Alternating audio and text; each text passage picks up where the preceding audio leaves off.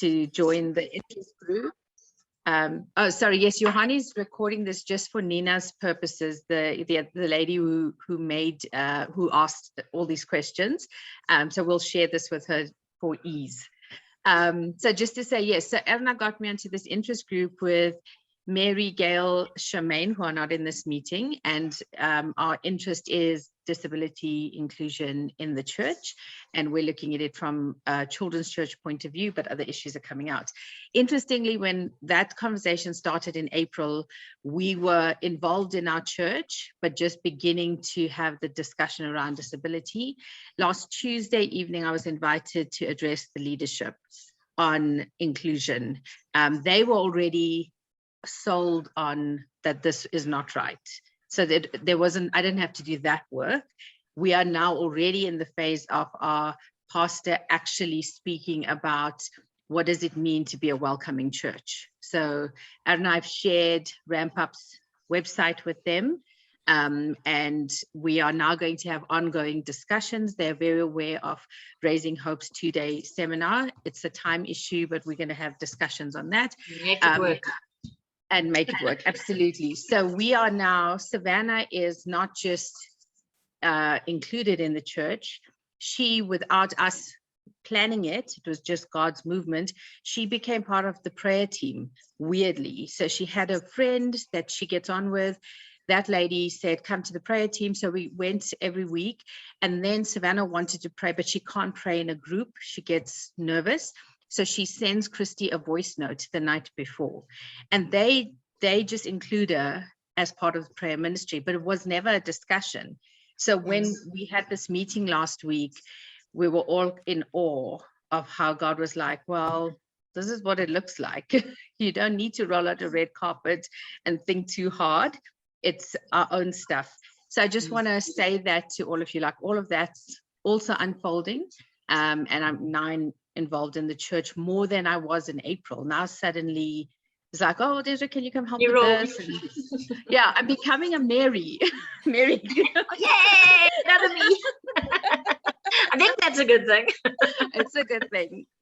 So yeah, so just wanted to let you know, and I wanted to say that because it will inform our discussions today, Johanni, for Nina's purposes, that we are all can help in different ways. I think time is everybody's issue here, but I think we can all find ways to help in different in the way this will unfold for Nina and the church that she's involved in.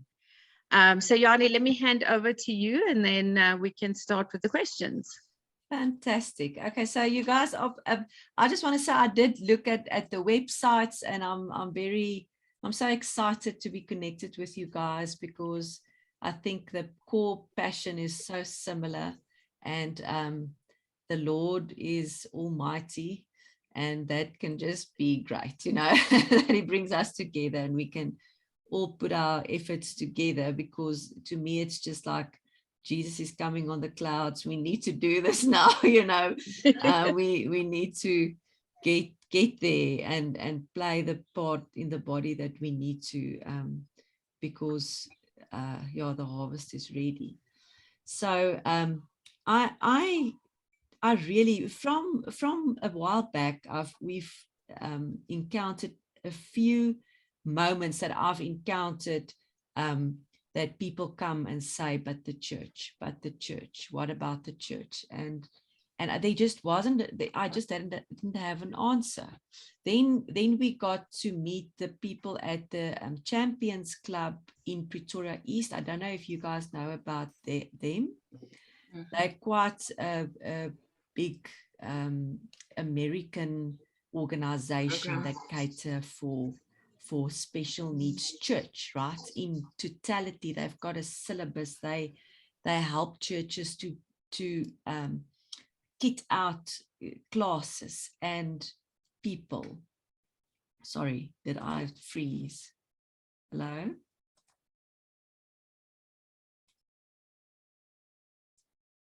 Hello?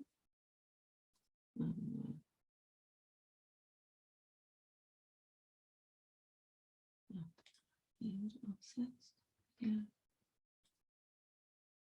Okay. Sorry, I think guys. Johannes, there you go. You're back. Sorry. I just I don't know, just freeze. No worries. Okay, cool. So what was the last that you heard? Champions Champions Club. equipping Champions Club. Yes. washrooms. Mary, have you worked with Champions Club before?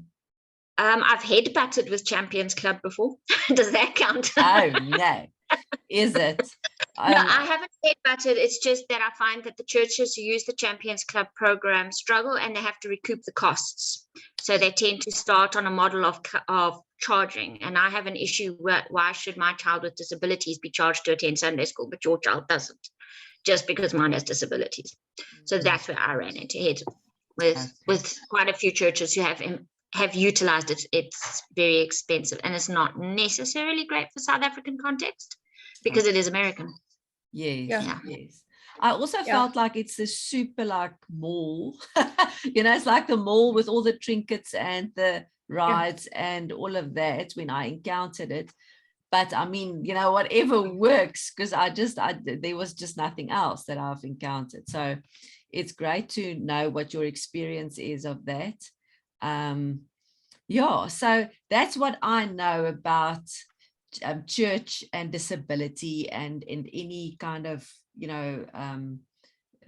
drive towards including disability into church. And I also know our church, for instance, really want to, but they have no idea how. And they've come to me and I didn't know yet. And I was like, scattering around. So there's a big need, and whatever we can learn from each other and help each other with to get the word out would be wonderful. So the questions obviously you guys went through. Do you think we should do them one by one? Can we do that? Okay, great.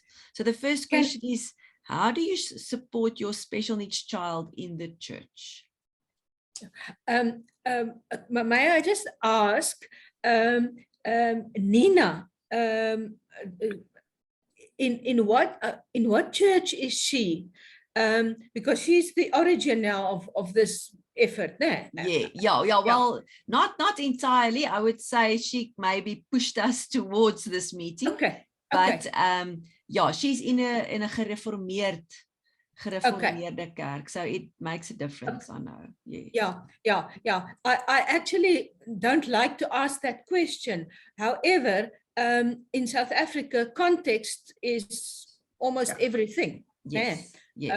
As we say now with this champions group, it works in some contexts, but in ramp up we are utterly concerned about rural churches and less resourced churches. So anyway, I just appreciate the context from which these questions do come. Okay, great. So so let's focus then on her context for now, and then we can broaden that out later on. So is there anything you would like to say on how to support a special needs child in church? I'm happy to start. Go, Mary, go. For me, and I think this is where I will say I also clash with the Champions Club idea because they're quite a rigid program. For me, it can't be a one size fits all. It needs to be an individual size. It needs to be about that child. Yes, we need to fit them into the general program. But the best way is just connecting with the parents and the family first so that we know the needs of that child, so that we can adjust what we have as opposed to trying to recreate something new just for the child. Because in recreating something new for that child, we are, again, excluding them. Because then they are doing one thing and everybody else is doing something else, so they can't be part of that same conversation. So for me, we support them by starting the conversation with parents. The parents need to know we're on their side, and we need to have a relationship with the parents so that they can be open and honest about how best to work with their child. Because they're parents are the ones who know how to work with their children. We know our children's strengths and our children's weaknesses. We know what's going to trigger them and what's going to set them off and what's going to calm them down. So for me, it's about that. That's the first step for how do we support special needs children, is by supporting the family and by supporting the parents, so that they know that we're safe and they know they can trust us, and then they know they can engage with us, because we're not going to turn around and say, but your child's too much hard work or your child doesn't fit the program. But rather they know that if I say my child is having seizures today, that they can come and say that to me, and I'll say, okay, what do we need to look out for? Or would you like to sit with your child in the Sunday school? Or is there somebody else who could sit with your child in the Sunday school? We want to take away that fear of exclusion, and that starts with that relationship. Relationship. Yeah. Relationship. Cool. Erna, Yeah, anything you would like to say? Yeah. Just I when I hear the word connection and the relationship, I'm there. There's no disability work without that, I think. Yes. I agree with you, Anna. So can I just share quickly? Ladies, I have to leave at 9. Unfortunately, my husband's not well, so I'm taking my daughter to university. I do apologize for that. I had hoped to be here for the entirety. But what I want to say in the whole context is exactly to echo what Mary and Erna said in the meeting we had last week at our church, was that it was relationship. That disability ministry is not other. It is very much a part of any other ministry within the church. And when we were just unpacking how God had brought our family into relationship with the people that we are at with church, one of the key components was that everybody in my family was known individually. I'm not Savannah's mom. Talisa and Eli are not Savannah's siblings. They are Talisa, Eli, Michael, Desiree, Savannah. And because of the relationship and each one's abilities, everybody got a chance, is involved in ministry in different ways and different relationships and different avenues in the church. And I think it was that connection, as Erna said. So if I'm running late, somebody will fetch my kids, or now people understand without me standing on a podium and explaining it. And we also had this discussion because we've had other parents come along in the past that have wanted the podium. They've wanted to tell their story because they believe that would change the church. And my feeling has been that that is just then my story. And then as long as I am keeping this conversation alive, that's only as long as it is alive. So our thing is that the whole topic of disability is a biblical topic, as is divorce, as is character issues. It's anything else the minister speaks on, that should be included, which our leadership was like, absolutely right, that it's not my responsibility as the parent of the child, it is our responsibility as believers. So I just really wanted to put that up. Joni, that might help you and Nina. And one of the things Erna and Mary have said repeatedly, which I've understood is the basis, is that you have to get the leadership. The leadership have to have this understanding. It doesn't actually work from the parents and the child up. It works from the leadership to the congregation. So I think, those are just the points I wanted to make. Thank you. Thanks a lot. I think there's a place for telling the story. I do think so, to kickstart, but we can't rely on the stories to be the what's the word I'm looking for? To be the sustainability of anchor. it. Yeah, absolutely. Yeah. The stories are there to create awareness. It remains an awareness factor, but it doesn't build. You don't build a ministry on the stories, and you don't build the inclusion on the stories. But the stories support the inclusion, and the stories support the ministry. Yes. Absolutely. Yes. Yeah. Yes. Wow. Okay, let's move on to the next question. How can a ministry, or how should a ministry plan for a special needs child? I'm going to jump this one too quickly and say attitude, Yes. attitude. That's what I just say. We have churches under trees in this country. It's not about the ramp, the building that makes a difference. but everybody wants to start there. I'm like, no, it's the attitude of the people. If you welcome us, love us, and your children's ministry has a heart of inclusion, you will work it out. Amen. Yes, I think so. It's about planning for everybody from the start. It's about being adaptable and being adjustable, so that I plan a game that I'm going to play with the kids, and Savannah arrives. My game must be able to be adjusted on the spot to incorporate a wheelchair. I plan a game and my son arrives and he's got intellectual disability. I need to have a leader who can quickly simplify instructions so that he can participate. It's about just being adjusted and adaptable.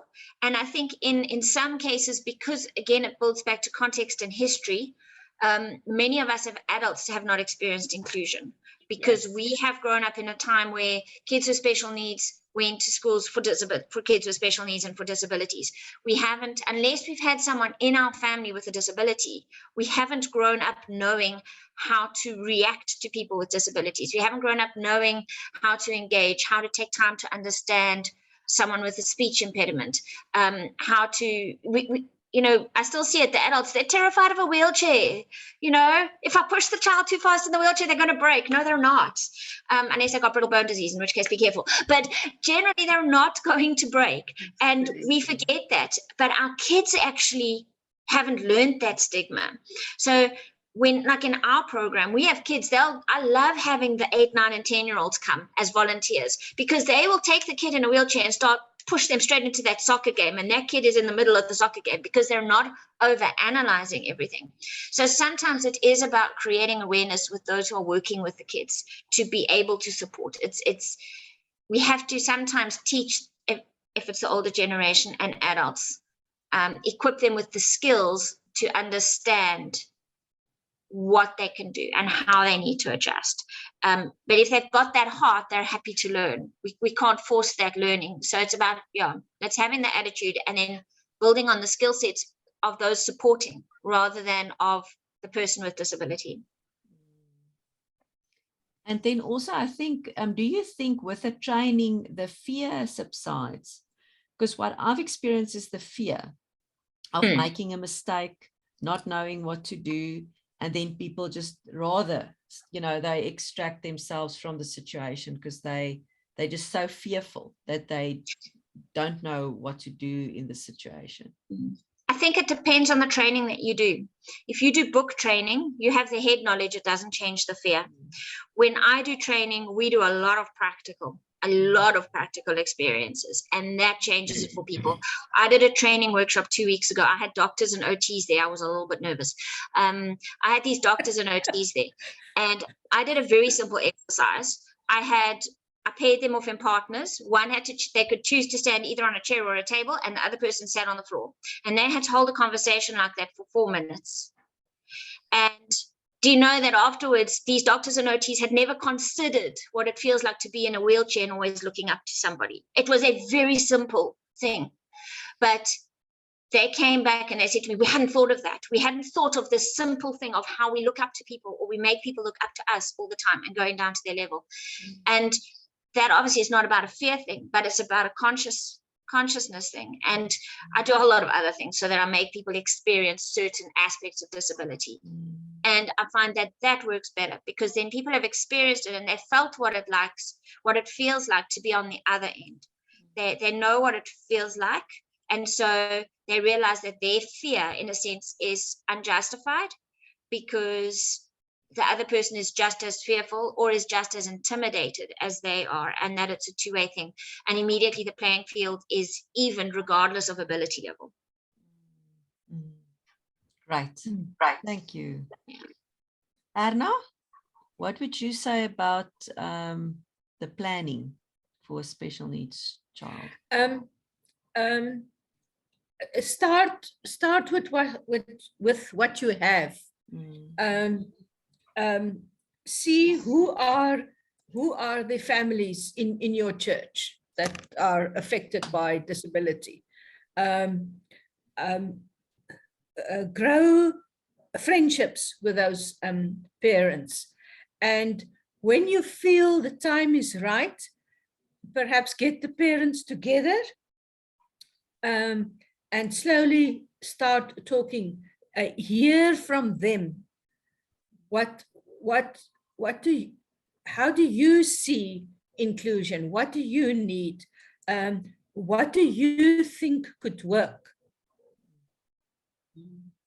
Yeah, because on a practical level, to me, it is like that. If you don't have the parent in, you can do whatever you want. You're not going to win. Yeah, It's not going to happen. Yeah, it's it's a not. very sensible approach. And I think especially in their environment, in Nina's environment, they really have nothing yet. It's moederskamer of a klassie, and that's it. You know, maybe some toys, maybe whatever they can bring or source, you know, from a school.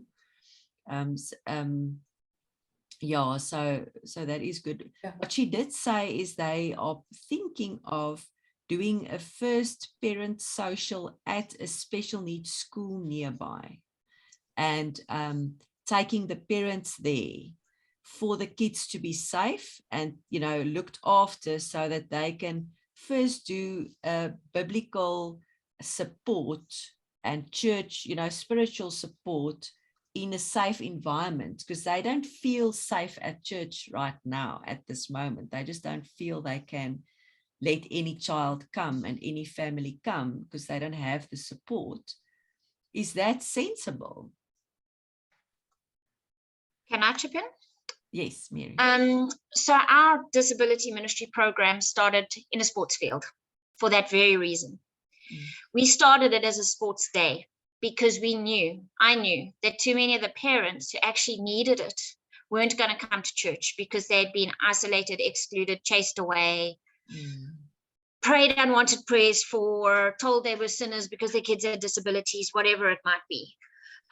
So we started it as a sports day, and the kids played sports, and they played cricket. I think we did cricket and soccer and running, and I think even hockey, all adapted, while the parents chatted together.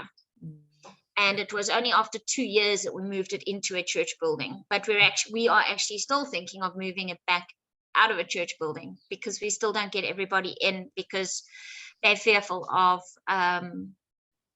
the church, and you have the denominational issues. Ours is an interdenominational. We're an open organization. We're not affiliated. We're affiliated with our MPO, not with the church. So we're open to everybody. So having it in a specific church building is limiting. But that's how we started.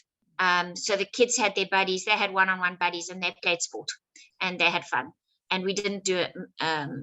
We actually didn't do any spiritual things with the children. We just worked with the parents. And it started off just as a parent support group, in a sense, with a prayer at the beginning and the end. It has morphed over the years. It's been going for 8 years now, 9 years now. And now we have worship, we have a story with the kids, a biblical story, a message, and we let the parents sit in so that they can have the conversations with their kids later. And then our kids split off, and like we've got one on Saturday, the kids are doing monkey gymnastics, and parents are having a support group. So it's definitely not a bad option for a way to start it, because it does take the church fear out of the equation, and it brings the parents to a safer place. But it still then keeps the exclusion thing going, unfortunately, right? Because it's still outside. Desiree, go for it, because you're going to leave.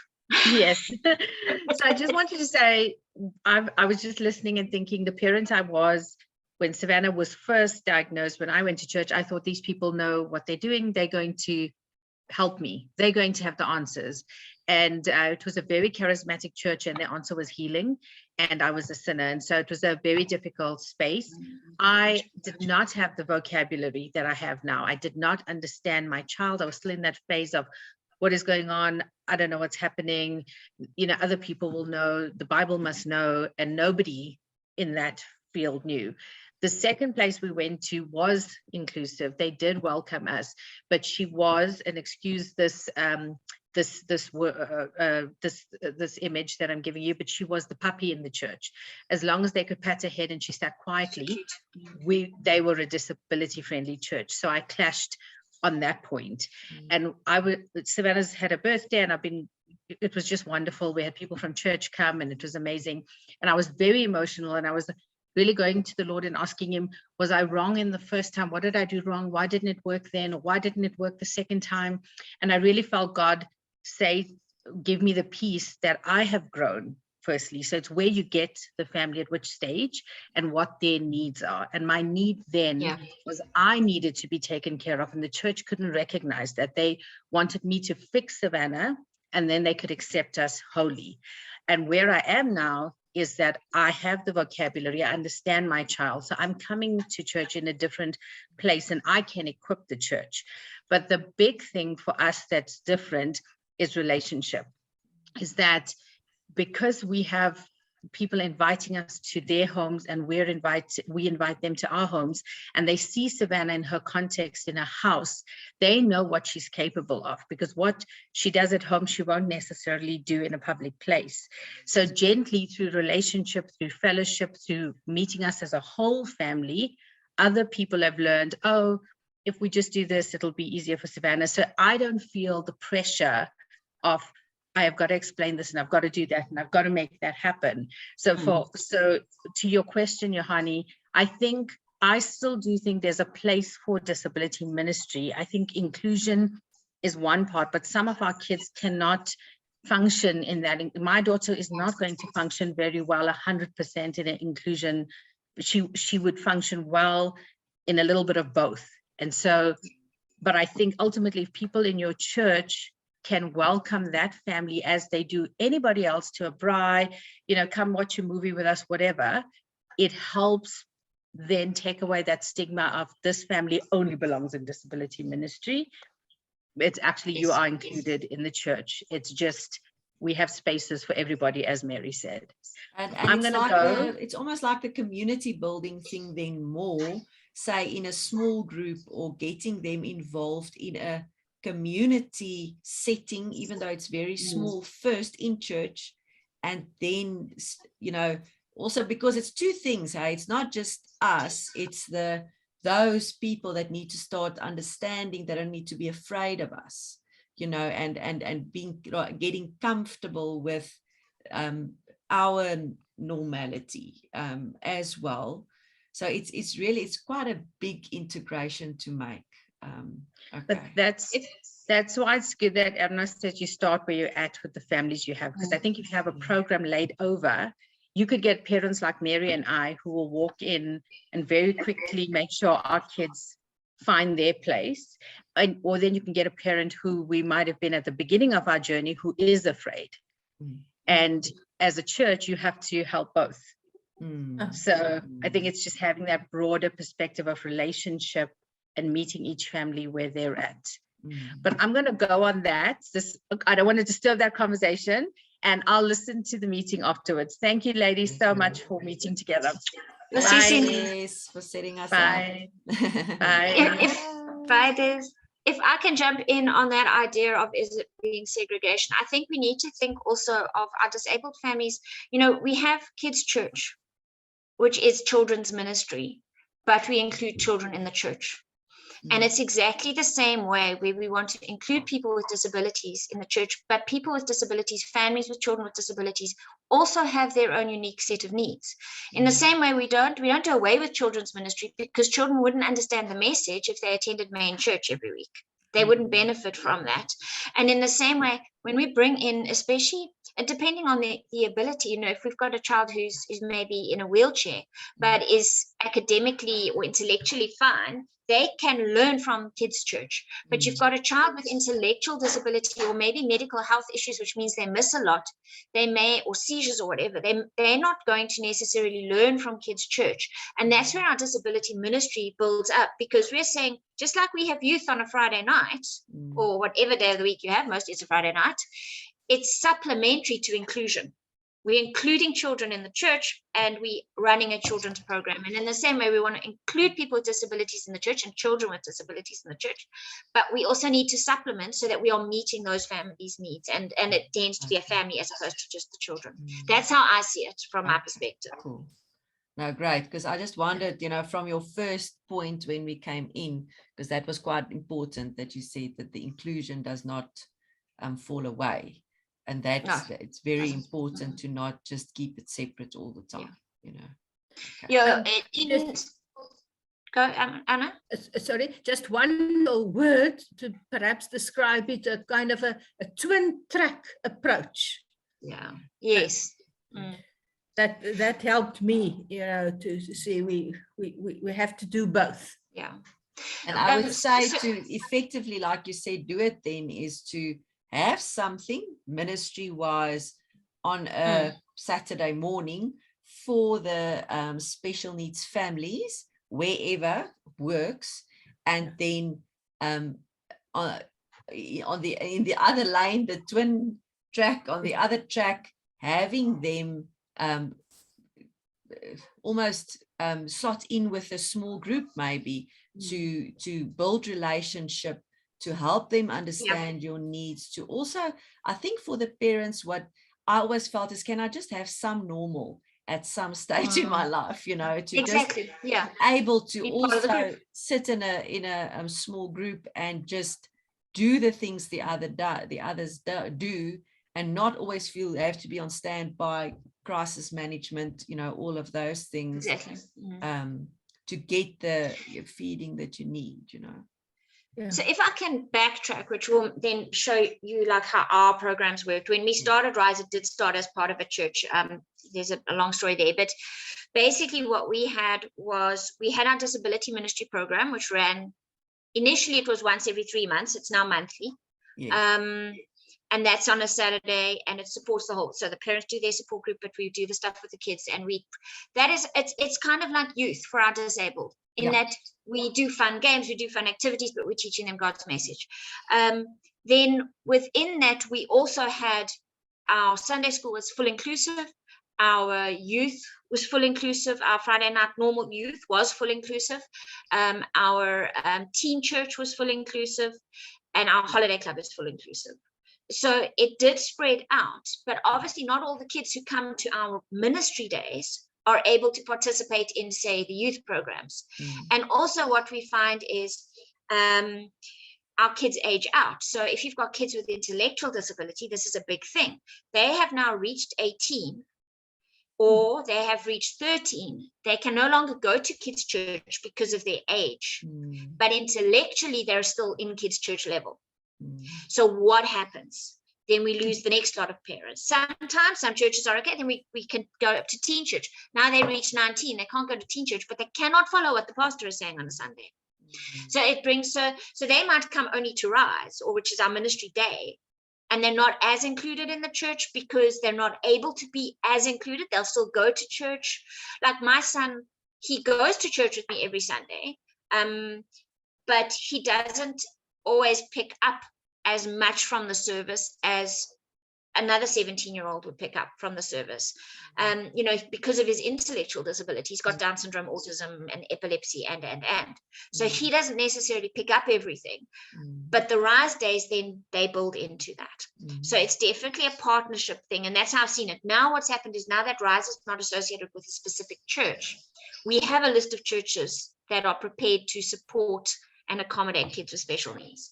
So parents come to us, they send their kids come to us, their churches volunteer with us. But if we get parents coming, we can say to them, if you want to go to church, this church can help you, or this church can help you. So it does still filter that way out. So it's definitely about supporting. And then you get that overflow of the people who work on the disability ministry become those people that can be extra helpers in other ministries when a child with special needs arrives, because they've got a little bit more experience and knowledge. So it becomes like it builds itself. And that twin path grows. Yeah, it's like just starting somewhere, right? It's almost what I hear is that we can just start somewhere.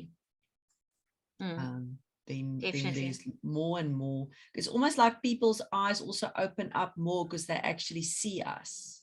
It's not like we're hidden away anymore at Yeah. home behind behind couches and in cars and Yeah. Exactly.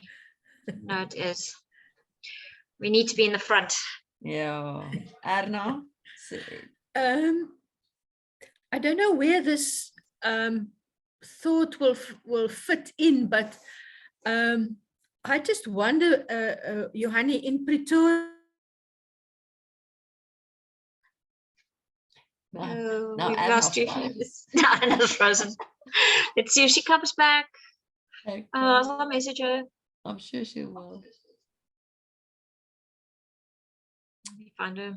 Amazing. You're frozen. Wi-Fi keeps us on our toes, eh?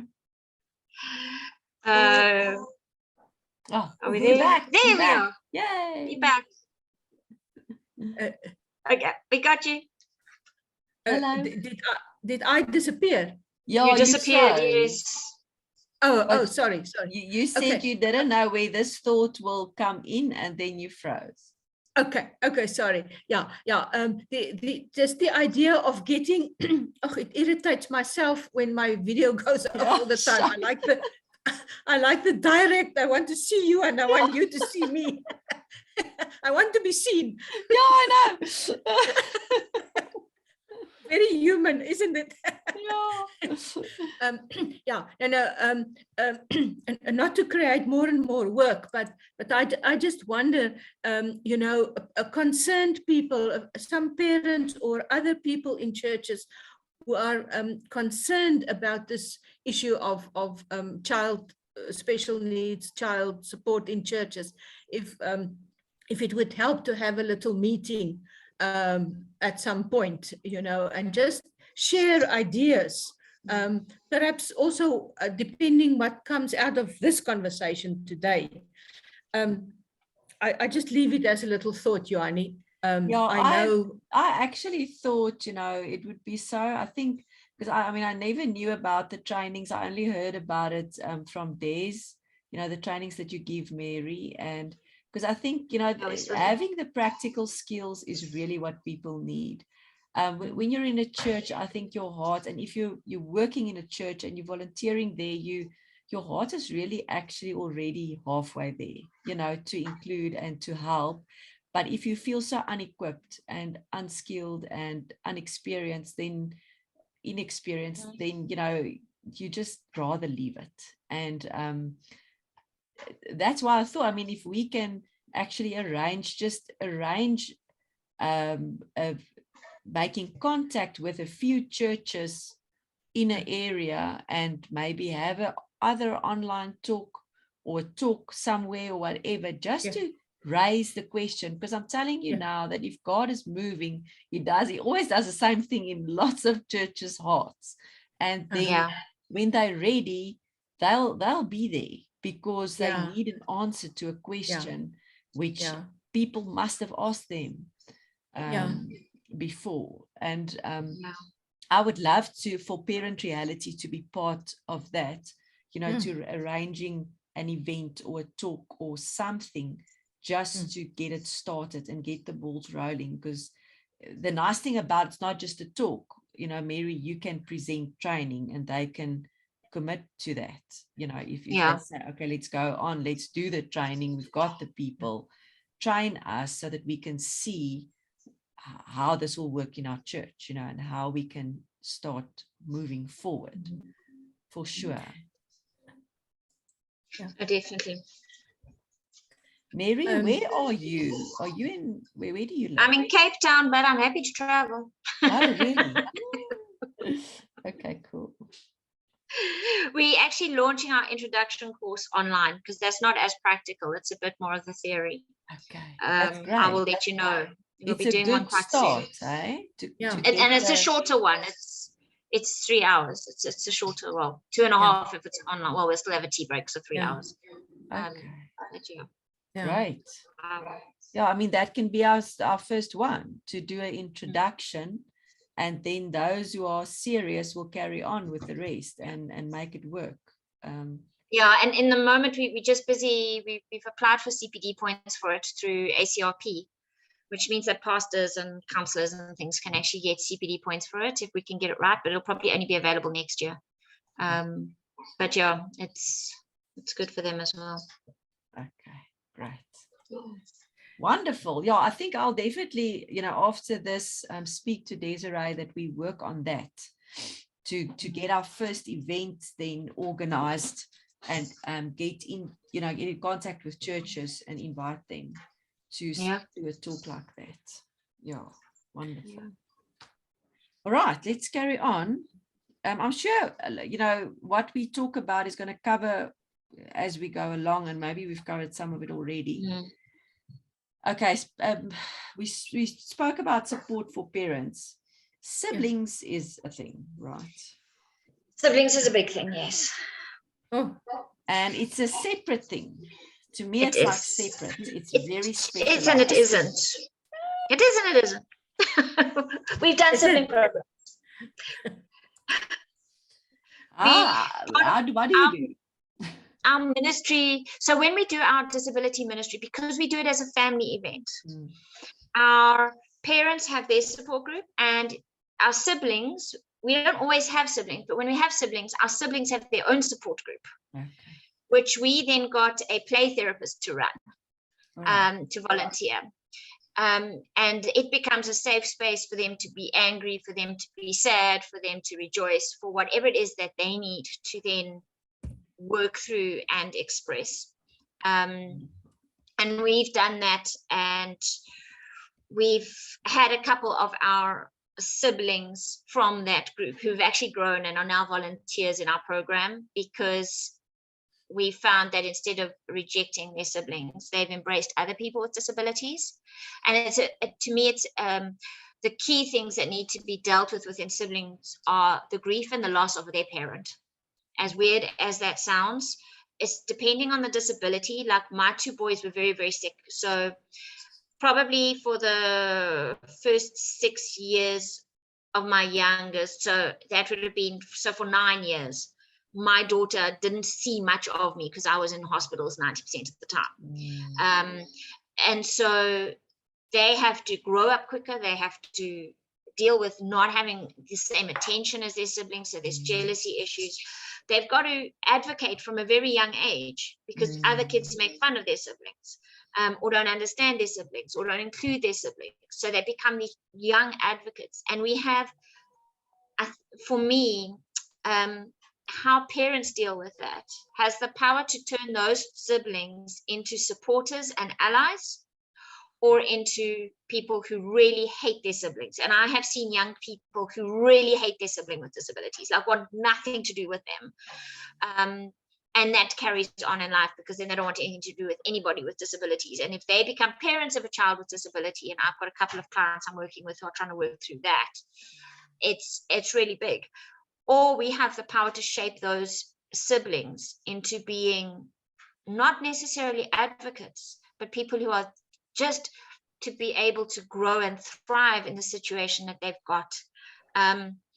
My son recently competed at SA Champs for surfing. He does adaptive surfing. And the organization we did it through, they gave one of his prizes was a t-shirt. And because it's surfing, it's got a wave on it. And the quote at the bottom says, "Surf the wave you were given to ride." And I love that, because I thought, how often are we trying to surf somebody else's wave? And whether it's in surfing or in this, as siblings, how often are our siblings trying to be typical siblings? They're never going to be in that environment. So we do need to support them, but we also need to be aware of what are the constraints that prevent those siblings from participating in normal sibling activities. I remember once a friend of mine phoning me up, and it was years ago. My daughter must have been in about grade 2. She's the oldest. She phoned me and she said, our family is going through to Rotanga Junction. Matthew, who's her son, who is actually 3 years older than my daughter, wants to know if Ashlyn would like to join us. So Matthew must have been about 10, 11, because he had realized that she wouldn't ever be able to do this with her brothers because of their needs. And so somebody else had stepped in to give her an opportunity to be a typical sibling, you know, and that is so important, that we can build those relationships where the siblings can get that experience of what are the things that they would normally be exposed to that they can't be.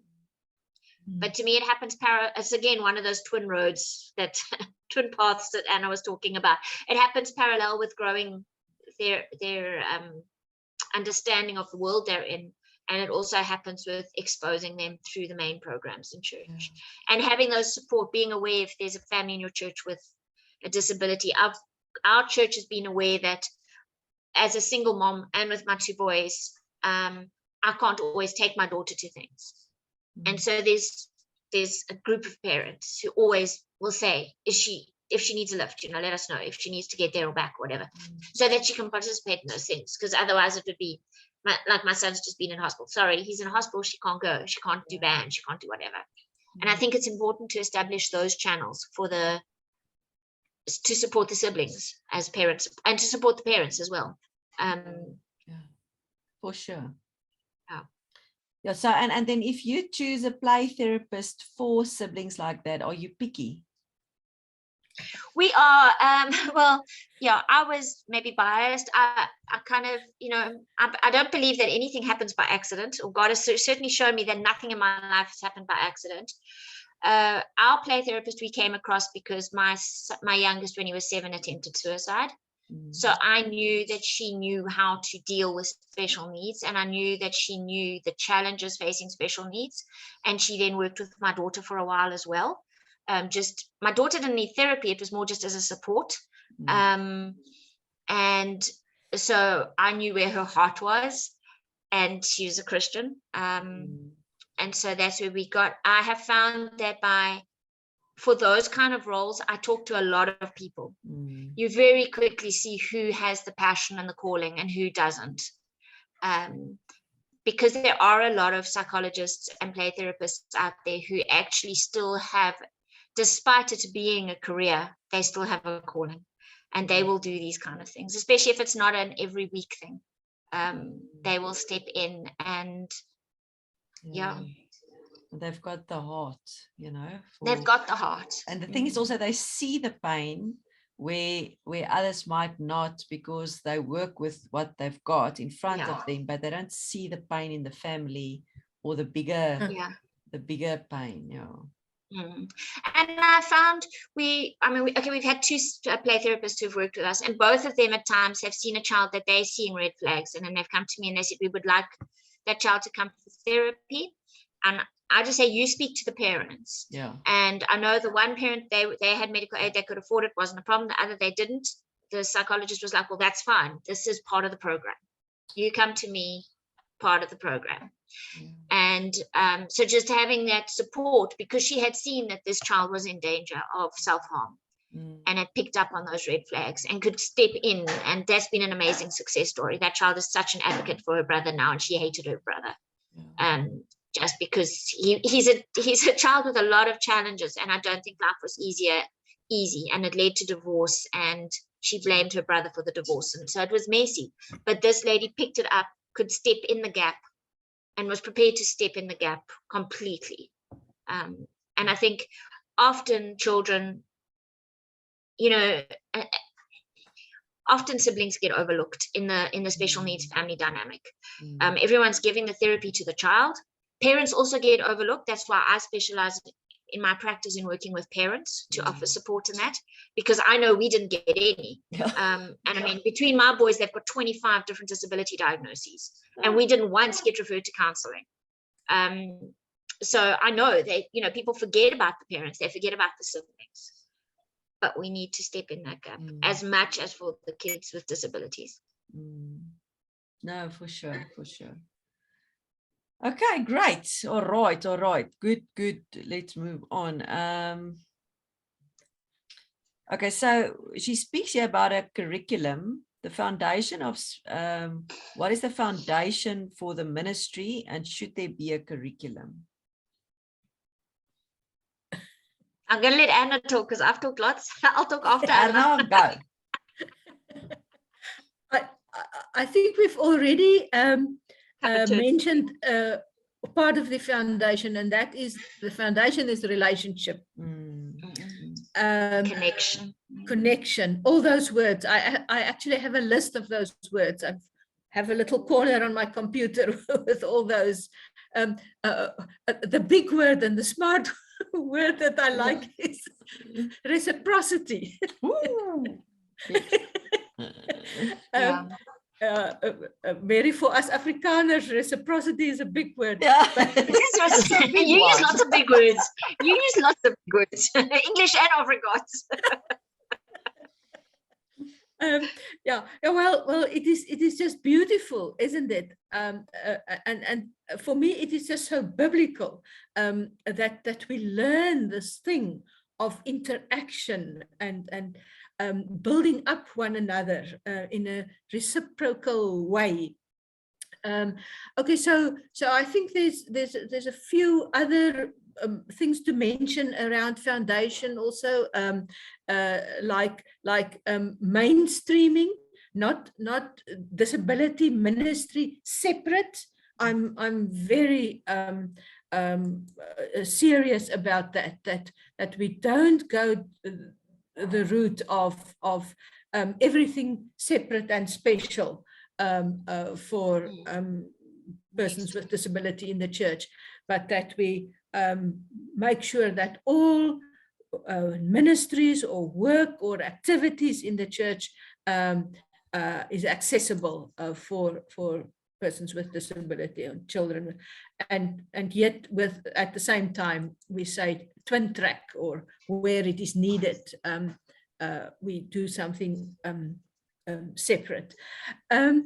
Concerning a curriculum, that one I don't. That is not one of my big words. Okay, it's not the ones you include in your vocabulary. Yeah. Maybe it was meant in a specific way. Perhaps one can look at things on the Ramp Up website that could be some kind of a curriculum, perhaps something like a framework, you know, because I also appreciate that churches don't know where to start, like with Nina now or whoever else. Yeah. So I think it can help churches to have some framework, curriculum, whatever. We have some documents on Ramp Up website, something like first steps to open the door. We use the what is the word now? The image of the church being a home where everyone is welcome. And so there is a little document on first steps of opening the door to a welcoming house, the church being a welcoming house. We base it on Luke 14 with the rich man inviting disabled people to his celebration. Okay, I think I've said enough around that.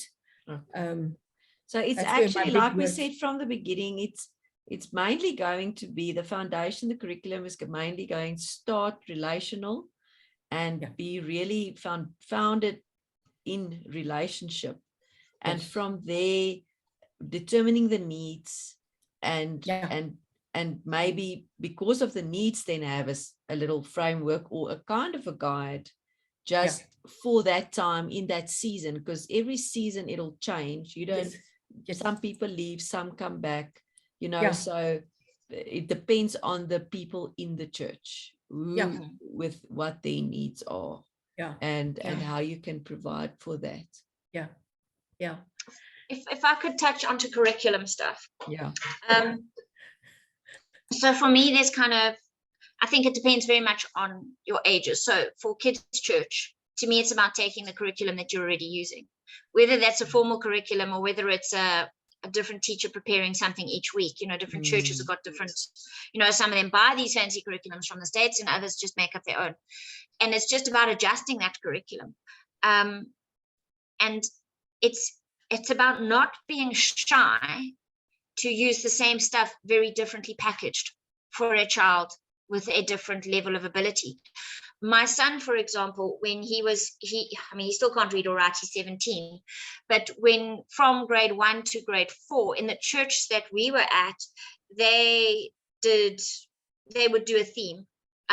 So say, for example, the theme was the story of Joseph being thrown and in his multicolored coat. Nice kids story. The grade R's, the little grade pre-grade R's and grade R's would do a coloring in picture. The grade 1s and 2s would do like a picture with some like word search or crossword, and then it got more complex as they went through the grades. Even when he was in grade 3, grade 4, he was still doing the coloring in picture from the grade R. It was the same story. So the discussions were the same. He stayed with his peers. The discussions were about the same story. The material he was working on was related to the same story, but it was something that he could do. And something that he could then participate in. And so I think that to me is quite key, is not, that there's a danger of saying we're going to keep you with your peers, but because you can't do the same work, we're going to give you something different. And we don't want that. So for me, it doesn't need to be anything fancy. It's just about how do we simplify it and make it supportive? And sometimes for me, for curriculum, never be shy of bringing in the parents. For me, I was always happy if they sent me the story. They would often send me the story when it was confirmed on like the Wednesday. We would read that story Wednesday, Thursday, Friday, Saturday, so that he had more cognition by Sunday. And sometimes they would say, this is the task, how can we simplify it? And I would do something and I would just hand it to them when he got there. So he still got it from them, but you never underestimate a parent who really wants their child to be there and their ability and their interest in being involved for that side of things. Obviously, it gets a little bit more challenging as you get older. My son now does youth. They've just done the Alpha course, but they are, for them, it's not about the course content. He's been able to understand it even with his intellectual disability. What the challenge came when, how do you answer the questions? So there, it's just been a matter of how do they reframe the questions so that he can answer simply. And they pick which questions they ask him. And then they're very clear with the rest of the group, like this one's for David. So David, and they do something that they know he can answer so that he can participate. So sometimes it's about doing it that way. When it gets to church, one of the things that I've done with David, with my son, is also get the pastors on board. They will usually tell me by the Saturday morning, if I'm coming on the Sunday, I'll tell them coming Sunday morning. They will usually either send me sermon notes or tell me this is the core of what I'm trying to teach tomorrow. And I will then find a series of pictures or images that Davey can look at about that he can then sit and look at in church, because our youth, we don't have a youth program during church time at the church I'm at the moment. So he sits in on church, which he loves doing, and he'll happily sit and color in his pictures that are related to the sermon that I can talk to him about afterwards. So it's about kind of being creative to me rather than being structured, and being able to go with that flow of each child for their own. And that's why that connection is so important. I love that, because we also brought it in our church with our women group. Even we just said, why is everyone doing so much different things? Just stay with what the main message is for the church, and keep it going. Because the more we meditate anyway, the better it is for all of us, on the same thing, than trying to get something new. And it's more work. Why do more work if you don't need to? You can just adapt more, which is something the parents do every day. So it's actually easy for them to give advice, to help and support in adaptation. They just want someone else being part of this whole process of teaching their child about God and living in a community, a Christian community, Yeah, I think that's a key thing. It's that partnership. But it's not just on the church and it's not just on the parent. It's a relationship, but it's also a partnership. And yeah, I've seen the more success I've seen have been with parents who buy into that partnership. There are parents who just drop their kids and expect you to kind of wing it, and you just do the best you can. But I find those parents often are completely overwhelmed, and if we step in and offer them support within 6 months or so, they're equal partners. Often the reason they're dropping and running is because they're actually at burnout and they don't know how to move forward, and being aware of that is quite important. So being not so thinking of them as, oh, you're using me as a babysitting service and kind of being negative, but looking at it and thinking, sure, you're using me, you're doing this because you really can't cope. You've used up all those spoons in your drawer and there's nothing left. And just seeing it that way changes our perspective as well. No, for sure. No, great. Anna, any last words on curriculum? But you did say what you wanted about foundation. No, on that point, I don't have more. No more words. Okay. Right. So the last two things, the first one is the navigating the expectations of the parents and the special needs family. We did touch on that. And then what kind of resources do you need? Can I just have a short word on the expectations, Joni? Yes, I do realize that can be quite difficult. I mean, in general, I find with disabled people in the church that there is also a lot of various expectations. I mean, all over, people have various expectations of church. I mean, it is a given, eh? And that's why we struggle so much in church anyway, regardless of disability or whatever other issue. So yes, it is difficult to navigate the expectations. However, I think it is also an opportunity if you would sit with a group of a few parents in a church, it is also an opportunity to hear one another and listen to one another's expectations and work through and also actually create what the gospel is about. The caring for one another. That okay, today we listen to Mother A's expectations and perhaps help her through that. But anyway, it helps the others as well. Okay, I think you get what I mean. Yes. I like to talk about the community of believers, and you have mentioned community also earlier on. How do we work in community with each other's expectations? To serve the greater good. I think I can tell a story, and maybe I'm going to just tell a story because I think it's a good way to do it. Yeah. When we had, it was one of our very first ministry events. One of the families that came along with their 8-year-old daughter. She has a couple of rare diseases, epilepsy, autism, is nonverbal, very low intellectual functioning age.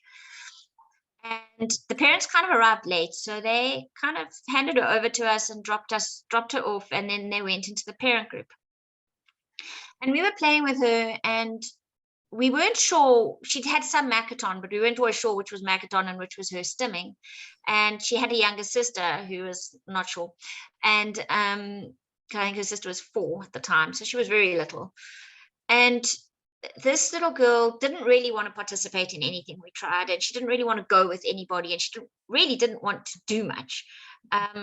So I went into the group to the parents, and I just spoke to her mom, and I remember saying to her, I just want to ask, what is your expectation for your daughter for today? And she just looked at me and she said, I don't care if she does nothing. I'm just happy that she's around other kids. And that served 2 things. It took the weight off our shoulders of why are we not connecting with her? Because it was the first time we'd met her. I had no background to this child at all. but it also allowed us just to let her be. And she is still like that. She is now 16, 17, and she will still choose to watch. She loves to watch, but she doesn't want to participate much. She's in her happy space just watching other kids. And it was so important for reducing the stress of the volunteers and of myself, reducing our pressures on her. And I myself as a parent generally expect my child to participate if I take him somewhere, but not everybody thinks the same way as me. And some people are happy with their child just to sit and be in the group, and some want their child to come home with something that they can show that they've actually attended the group, kind of thing. So for me, just again, it's that conversation when you're connecting with parents of sort of like, what is your expectation, and to be open. What is your expectation for this? Because if they're open with you, you can also be open and say, I'm not sure if we can reach that yet. We're growing there. For now, what I can promise you is that your child will be in a group of other children, and we will include them as best we can, which sets both of you up onto the same stage so that the expectations are real. Sometimes parents do come in and they expect, you've said you've got a disability ministry, so you must do magic. But when you actually know how many disabilities there are in the world, you realize that, most people one of the things we do. Yes, and most, you work in this field. I'm kind of lucky. I've got 25 in my family. So I've been like trained from autism to Down syndrome to cerebral palsy to epilepsy to rare diseases through my own kids. So I've got a lot more knowledge than, say, personal knowledge than, say, yourself, Joni, you've got the autism and ADHD knowledge. But if someone was to bring, say, my child with who's got a rare disease which leads to him looking like he's having a stroke, and the next thing he's on the floor paralyzed, you're gonna kind of go, whoa, what did I do, kind of thing, Stop everything. So me being real with you and saying, I want him to have fun. If he tells you he's had too much, let him go and sit down because he's going to have an episode. Makes it better for everybody, the child and the parents and yourself. Exactly. And I think it's so to me, it's just, again, it boils down to that communication and just everybody being out there and saying, this is where we're at, and recognizing that if a parent's only expectation is that their child is just amongst other kids, that may be the absolute best thing for that child. That little girl, by the way, in that program over the year, meeting only 4 times, mastered gross motor skills that they had been working on for 3 years in physio that she had never been able to achieve, simply because she was playing with other kids that were the Holy Spirit was present. And we were, and she was having fun. It wasn't therapy. So she did it because she wanted to, not because she had to. And she continues to astound us. She's a big part of our ministry, and just how we can grow through that. So that's amazing. Yeah, that makes lots of sense. Listen, expectation is like, that to me is magic. Can be a killer. If you can get to people's expectations, understand it, and like you say, communicate it, get onto the same page. There's nothing like it. There's nothing like it. And we always think we know what people expect, and we don't. We have no idea what they expect. Yeah. Exactly. Okay, resources. In the beginning, you said just don't worry and don't. It's not about having the circus and the flywheel and all of that. There. Yeah. I'll let Anna start with this one. Yeah, no, I can't say much. I mean, we have a few things on the Ramp Up website. Desiree has written a few pieces which I still have to finalize and get onto the website, just about suggestions to churches on how to support special needs families. Yeah, I can't say much more about resources. I mean, there's big websites like Joni and Friends. I'll pop it in the chat. Say again, Mary. I'll pop it in the chat while you talk. Yeah, that's right. Yeah, Joni, Joni is a lady in the US who had a diving accident about 40 years ago already. And she's a paraplegic, and she started this Christian response to disability. And it's quite big. They work in several countries of the world. So there's a lot of information there, which may be at the same level as this Champions Club thing that. No, they're better. They're more accessible. Oh, okay. Yeah. Yeah. All right. Yeah. I feel that it's also quite American. I think Mary is more positive. I feel it's more useful. But anyway, it is an American, well-to-do context, which, with my concern in our less resourced churches, it is sometimes difficult to use their resources. Okay. Anyway, that's what I've got, Joni. All right. If I can chip in on the Joni and Friends, like I say, they have a free starter resource kit. I actually used that when I started my first ministry in 2010, because they were, I didn't find any resources here. And they have all sorts of information it doesn't include a sort of a curriculum resource. It includes practical guides, information on how to easily share about certain disabilities. It includes ideas for what you should have for a sign-up sheet, important questions to have in a registration form for parents, things that you should ask your volunteers, how to support parents. It's got ideas for how you might adapt certain things, to adapt programs. I'm trying to think. I mean, when I got it, it was a pile of books. I kid you not, it was like an 8 kg package that I got, and it was things that I could give to my church and things that I kept. And I'm thinking I've got a file with it all here, which has just come back from a church that I led to that are starting a disability ministry program here, that I was working with. But it's very, what I like about it is it's not in medical language, and it's not over the top Christianese. It's practical. It's real. They have stories about kids. So they have stories that show you how ministry can be effective and impactful. So it's not as American as Champions is. Champions is very, very American. They are, you can buy resources from them. You can buy programs and all of that, which would be more Americanized. But yeah, so they are good. My thing is, I use a lot of free resources when we do ours.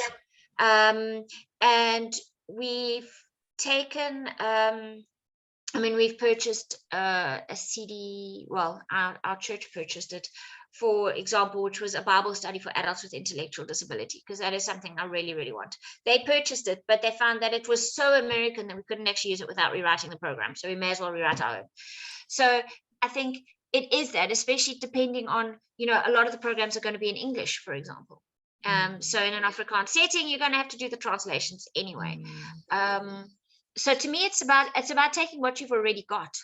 And like Anna says, it's not about necessarily going out there. Yes, you may need to, as the people come, you equip. So if you don't have someone with a wheelchair, you don't need a wheelchair ramp. But when you have someone with a wheelchair, then you invest in the wheelchair ramp. Obviously you would like to be accessible beforehand, but we take it as we go. And so just using what you've got and just brainstorming with a creative group of people to adjust what you need. And it's also going to be, your parents will they'll also give you a good idea of what you're going to need, and suggestions and borrow you things for that day.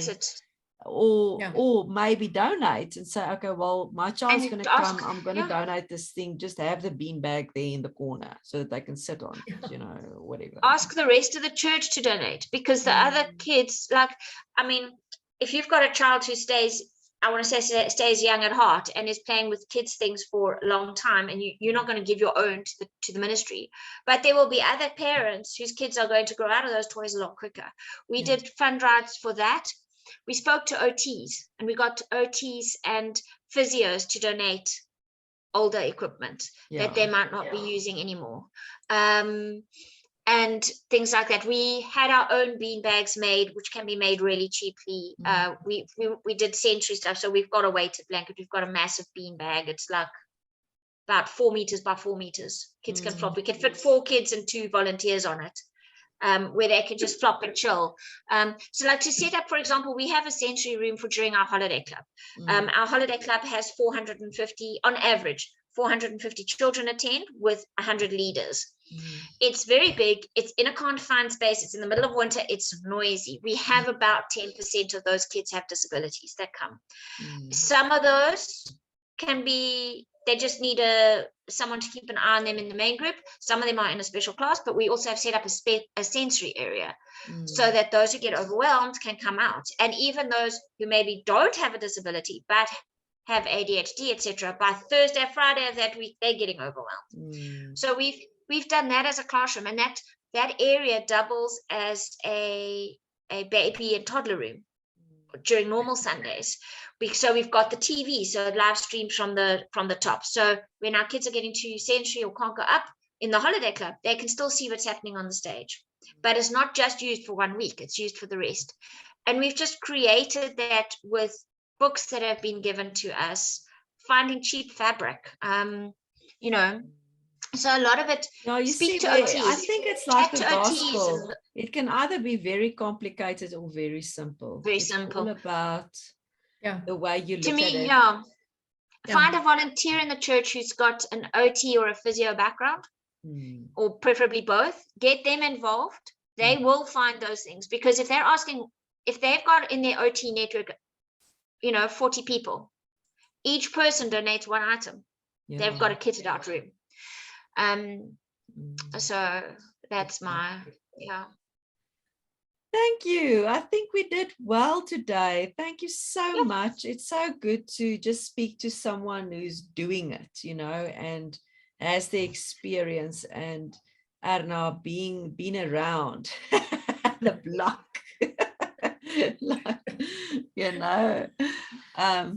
So I'm very excited, and I think Nina is going to get lots of value from our meeting today. And for me, I really want to let us speak again then about that event, to set up the event. Mary, can you do the introduction online already? The intro is online. Yeah, the intro is online. So we actually, the confirmation came through from my co-presenter today. The 17th of September or the 1st of October. Oh, then what? Oh, then you're going to do one, and then we can all go into that one. So what we could do is we could aim for if you think the 17th of October is too soon for you, then we can do one for the 1st of October. I mean, if you think the 17th of September, it's a month away. It's doable. 17th of September. The thing is, just for that 17th of September, we're planning a AAC event with Parent Reality, which Desiree is setting up. So I think our energy will go into that one first, but we can, then look into October. Let me just, I'm never good with that. I tell you what, Joni, why don't we have a chat about that? Yeah. You can go and think. What I can do in the meantime is I can send you the info that we usually send out, because then it's just about you attaching sort of a cover letter, and then you can see. But if you're going to have an event on that day, obviously we want you to be there. So then let's go for the 1st of October. Okay. Yeah, I think let's rather do 1 October. I must just now remember when, because I know it is in September that she's doing AAC. Oh, wait. As far as I remember, it's, I'm saying 1st of October, but I think I have a RISE event on that day. Oh, no. You see now. This is how it goes. October 1 is the 15th because of the school holidays. Okay. Oh, the school's holidays on the 1st is in the 1st, eh? What day is the 1st? The Saturday. Because I mean, we can do it differently. Always try a week evening. It's a 3-hour though, so it might be a bit long for unless we do it over two. We could do it over 2 weeknights. So like have a Tuesday and part 1 this week Tuesday, part 2 next week One Tuesday. and We a could do part something like two. that. Okay, I'll chat and I'll get back to you, okay? Okay, great. Thanks so much, Mary. And then we can have a conversation. Okay. Can I get your phone number, Johanny? I'm going to put Yes. mine in the text box. It'll make it easier. All right. I'll put mine here.